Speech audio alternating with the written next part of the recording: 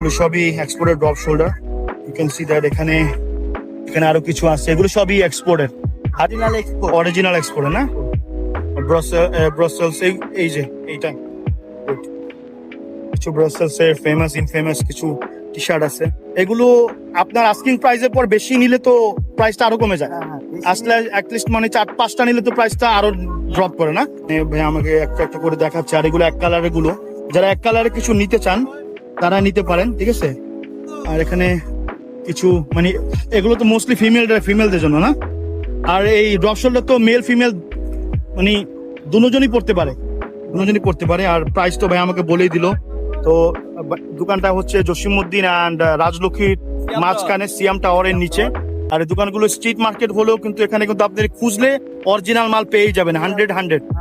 আমরা নেক্সট আমার কোনো ভিডিওতে আমি আরেকটা স্পেশাল জায়গা আছে আমাদের এই মানে উত্তরাতে